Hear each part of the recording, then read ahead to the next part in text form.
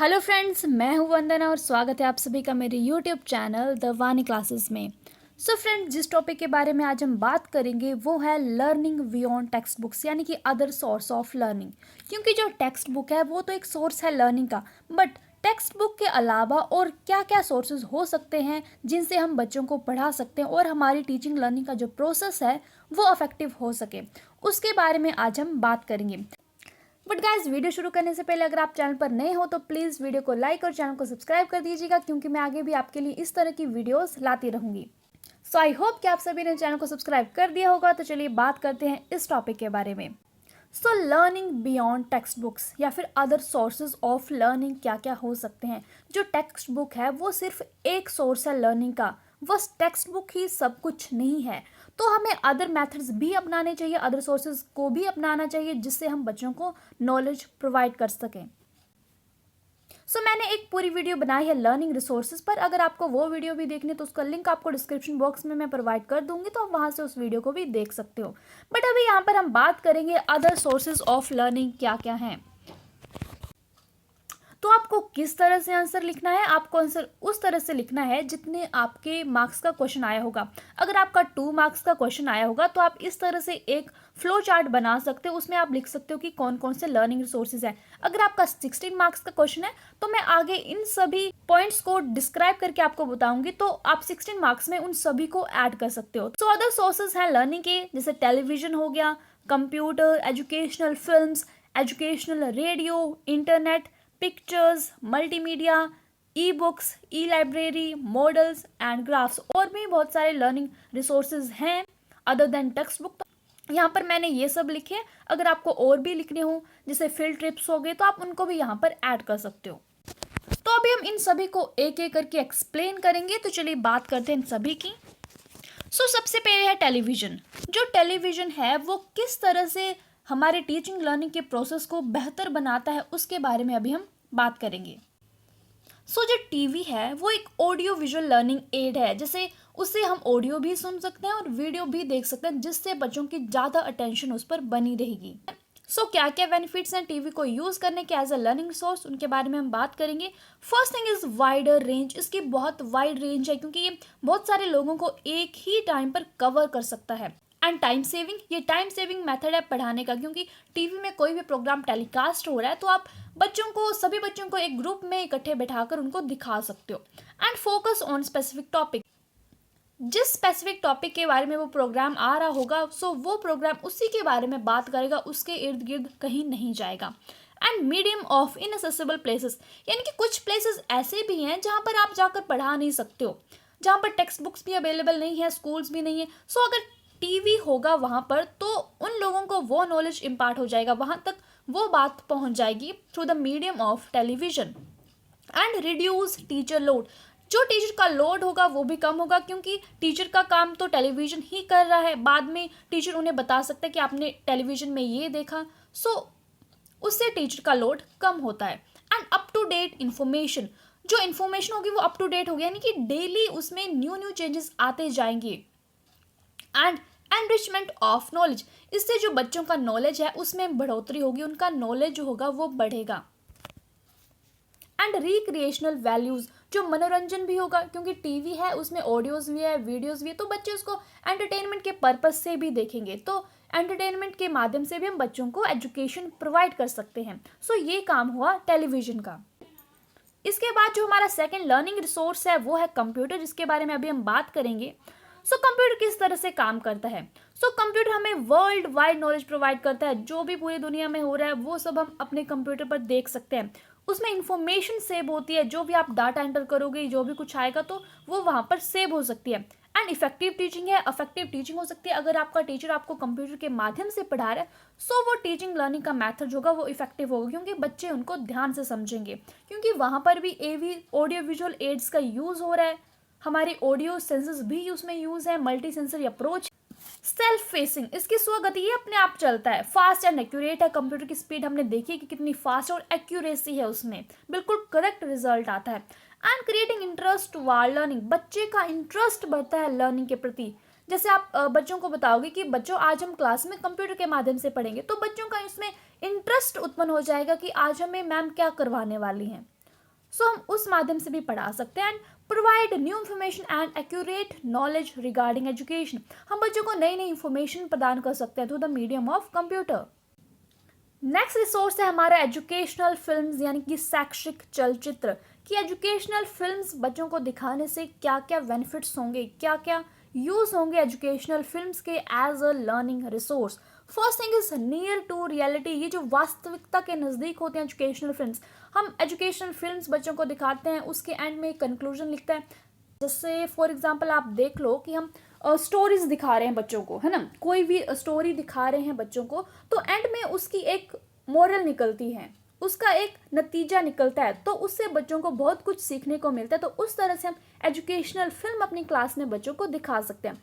And attention कंपेलर obviously होगा, क्योंकि हमारी मल्टी सेंसेस का यूज हो रहा है वहां पर, तो अटेंशन सीकिंग होगा, बच्चों की अटेंशन उस पर ज्यादा जाएगी। And based on life experiences, बच्चों के लाइफ एक्सपीरियंसेस भी बढ़ेंगे, जिन्होंने स्टोरीज वो बनाई हैं वो उनकी लाइफ एक्सपीरियंसेस हैं, तो बच्चे उनको देखेंगे तो उससे मोटिवेट भी होंगे। एंड टाइम सेविंग, ये टाइम सेविंग है, क्योंकि आप एक फिल्म लगा दो अप्रॉक्स 10 to 15 मिनट्स की भी आप अगर एक फिल्म लगा दो, एक वीडियो चला दो, तो बच्चे उससे बहुत कुछ सीख सकते हैं कम से कम समय में। एंड डेवलपमेंट ऑफ वैल्यूज, हमारी जो वैल्यूज हैं उनकी भी डेवलपमेंट होती है, जैसे मोरल वैल्यूज होगी, एजुकेशनल वैल्यूज होगी, हम बच्चों को बहुत कुछ सिखा सकते हैं। एंड अटेन एजुकेशनल ऑब्जेक्टिव, जो हमारे शिक्षा के ऑब्जेक्टिव्स हैं, जो एम है, जो हम बच्चों को सिखाना चाहते हैं, वो एजुकेशनल फिल्म्स के माध्यम से पूरे होते हैं। सो ये काम हो गया एजुकेशनल फिल्म्स का। अब हम अपने नेक्स्ट रिसोर्स पर चलेंगे, वो है एजुकेशनल रेडियो, यानी कि रेडियो किस तरह से एजुकेशन में अपनी भागीदारी प्रदान करता है। So first thing is immediate contact, जो रेडियो है वो इमीडिएट कॉन्टैक्ट है, जैसे कोई भी न्यूज़ आए रेडियो पर तुरंत आ जाती है, तभी के तभी उसका टेलीकास्ट हो जाता है। एंड ग्रुप इंस्ट्रक्शंस, हम ग्रुप इंस्ट्रक्शंस दे सकते हैं बच्चों को through the medium of radio. जैसे आपने एक रेडियो प्रोग्राम चला दिया क्लास में, सभी बच्चों को, सभी ग्रुप को आप बिठा सकते हो, साथ में वो इंस्ट्रक्शन आप बच्चों को प्रोवाइड कर सकते हो through the medium of radio. And low cost, जो रेडियो हैं उनका कॉस्ट बहुत कम है, अगर आप कंपेयर करो कंप्यूटर से या फिर टेलीविजन से, तो रेडियो का कॉस्ट बहुत कम है, कम से कम प्राइस में भी आपको रेडियो मिल सकता है और आपको अप टू डेट नॉलेज उससे मिलता रहेगा। एंड इजी अप्रोच, ही अप्रोचेबल है। Helpful in language learning and teaching, जो रेडियो में एजुकेशनल प्रोग्राम्स आते हैं उससे हम बच्चों को लैंग्वेज लर्निंग भी करवा सकते हैं। जैसे कोई प्रोग्राम चल रहा है इंग्लिश लैंग्वेज में, तो आप उसको ट्रांसलेट करके भी बच्चों को बता सकते हो, और उससे हमारी लैंग्वेज लर्निंग की जो एबिलिटी है वो भी बढ़ेगी। And temporary replacement of books, जो रेडियोस हैं वो टेम्परेरी रिप्लेसमेंट हो सकते हैं बुक्स की, क्योंकि थोड़े टाइम के लिए आप कुछ एजुकेशन का प्रोग्राम चला दो रेडियो में, तो थोड़ी देर के लिए हम रिप्लेस कर सकते हैं बुक्स को रेडियो से।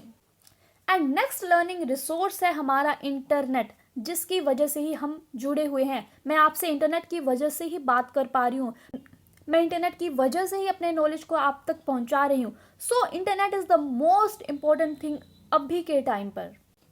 सो इंटरनेट के क्या क्या बेनिफिट्स हैं in the field of education, वो हम देखते हैं। First thing is distance education, दूरस्थ शिक्षा, जैसे अभी आप ले रहे हो, है ना, यूट्यूब भी तो डिस्टेंस एजुकेशन ही है। मैं कहीं और जगह हूँ, आप कहीं और हो, तो हम डिस्टेंस एजुकेशन प्रोवाइड कर सकते हैं through the medium of internet. Independent learning, हम खुद से सीख सकते हैं, हमारी इंडिपेंडेंट लर्निंग होगी, हमें अपने क्लास टीचर की जरूरत नहीं होगी, हम किसी से भी कुछ भी सीख सकते हैं, जो हमने सीखना है हम उसको सीख सकते हैं। And web based teaching and learning, web based है सारा सिस्टम, हर जगह कंप्यूटर्स का यूज हो रहा है। And rapid development of online education, इससे जो ऑनलाइन एजुकेशन है उसकी बहुत जल्दी वृद्धि हो रही है, हम ऑनलाइन क्लासेस ले रहे हैं, ये सब इंटरनेट की वजह से ही तो है।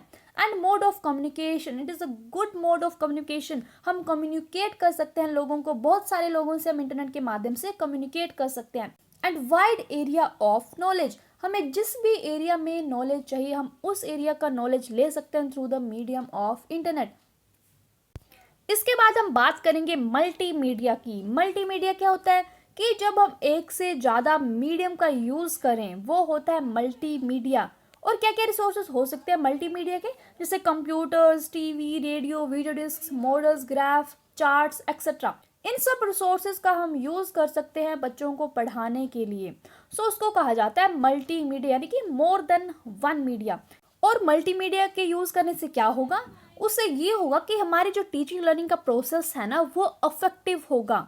अफेक्टिव कैसे होगा, देखो जैसे आप इन सभी मीडियम्स का यूज़ कर रहे हो अपनी क्लासरूम में, बच्चों की मैक्सिमम सेंसेस का यूज़ होगा, वो देख भी पाएंगे, सुन भी पाएंगे, टच भी कर पाएंगे उन मटेरियल्स को, जैसे मॉडल्स हो गए, तो उनकी मल्टी सेंसेस का यूज़ होगा। और जितनी ज़्यादा सेंसेस का यूज़ होगा उतने ज़्यादा समय तक वो नॉलेज हमारे दिमाग में रिटेन रहेगा, हम उस नॉलेज को अडेप्ट कर पाएंगे और बहुत समय तक हम उसको याद रख पाएंगे। तो ये बेनिफिट होता है मल्टीमीडियाज का। And motivate learners for learn, इससे जो बच्चे हैं वो मोटिवेट होते हैं और बच्चों की क्यूरियोसिटी बढ़ती है। जैसे आप पिछले दिन बता दोगे क्लास में कि नेक्स्ट डे मैं आपके लिए एक मॉडल लेकर आऊंगी और उससे हम पढ़ेंगे, तो बच्चे बहुत ज़्यादा क्यूरियस होते हैं और इंटरेस्ट के माध्यम से वो नेक्स्ट डे उस मॉडल को देखते हैं और पढ़ते हैं। And next thing is follow the maxims of learning, maxim of learning को फॉलो करता है, क्योंकि पहले इजी से डिफिकल्ट चलेगा। जो भी मैक्सिम्स हैं लर्निंग के उन सभी को मल्टीमीडिया फॉलो करता है। And use of multi sensory instruction, जैसे मैंने आपको पहले भी बताया कि मल्टी सेंसरी इंस्ट्रक्शन, हमारी एक से ज़्यादा सेंसेस का यूज हो रहा है इसमें। Helpful in achieving educational objectives, हमारे जो भी एजुकेशनल ऑब्जेक्टिव्स हैं कि हमें एंड में बच्चों को ये सिखाना है, वो सब उससे अचीव हो सकते हैं। Helpful in activating students for learning, इससे बच्चे एक्टिवेट होंगे लर्निंग के लिए, बच्चों का मन करेगा पढ़ने के लिए। तो ये सब कार्य हैं मल्टीमीडियाज के। अब हम एंड में डिस्कस करेंगे मॉडल्स के बारे में कि मॉडल्स का क्या यूज़ होता है, मॉडल्स किस तरह से काम करते हैं हमारे लर्निंग को बढ़ावा देने में। So models provide an environment for interactive student engagement, इससे बच्चों की जो एंगेजमेंट है वो बढ़ती है।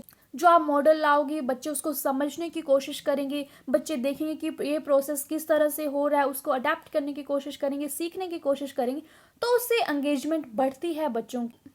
एनहांस स्टूडेंट्स थिंकिंग एबिलिटीज़, बच्चों की जो थिंकिंग एबिलिटीज़ है वो बढ़ेंगी, बच्चे सोचने पर मजबूर हो जाएंगे कि आपने सामने कुछ रखा है, उसमें क्या हो रहा है, उसका क्या प्रोसेस है, वो किस तरह से काम करेगा, तो बच्चे सोचेंगे, तो उससे उनकी थिंकिंग एबिलिटी बढ़ेगी।